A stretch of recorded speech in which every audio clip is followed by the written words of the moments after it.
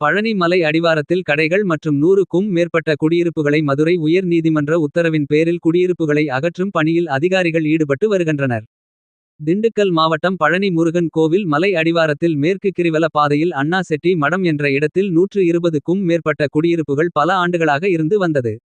இந்த நிலையில் குடியிருப்புகளை அகற்ற கோரி திருத்தொண்டர் சபை நிறுவனர் ராதாகிருஷ்ணன் தொடர்ந்து வழக்கில் குடியிருப்பவர்களுக்கு மாற்று இடம் வழங்கி அனைத்தையும் அகற்ற நீதிமன்றம் உத்தரவிட்டது. இதனை அடுத்து வருவாய்த்துறையினர் குடியிருப்பு வாசிகளுடன் கடந்த 6 மாதங்களாக பேச்சுவார்த்தை நடத்தி மாற்று இடம் வழங்கினர். தொடர்ந்து நீதிமன்ற உத்தரவின் பேரில் இன்று வருவாய்த்துறை, கோயில் நிர்வாகம் மற்றும் போலீசார் உதவியுடன் 10க்கும் மேற்பட்ட ஜேசிபி வாகனங்களை கொண்டு வரப்பட்டு கட்டிடங்களை இடித்து அகற்றும் பணி நடைபெற்று வருகிறது. மேலும் பழனி மலை அடிவாரத்தில் படிப்பாதை அருகில் பல ஆண்டுகளாக இயங்கி வந்த பிரபல தனியார் பஞ்சாமிர்த கடையான சித்தநாதன் பஞ்சாமிர்த கடையும் நீதிமன்ற உத்தரவின் பேரில் இடித்து அகற்றப்பட்டது. குடியிருப்புகளை அகற்றும்போது குடியிருப்பு வாசிகள் தடுத்து இடையூறு செய்யலாம் என்பதால் பாதுகாப்பு பணியில் முன்னெச்சரிக்கையாக 100க்கும் மேற்பட்ட போலீசார் ஈடுபடுத்தப்பட்டுள்ளனர். பழனி மலை அடிவாரத்தில் 100க்கும் மேற்பட்ட குடியிருப்புகள் இடித்து அகற்றும் பணி நடைபெறுவதால் பரபரப்பு ஏற்பட்டுள்ளது.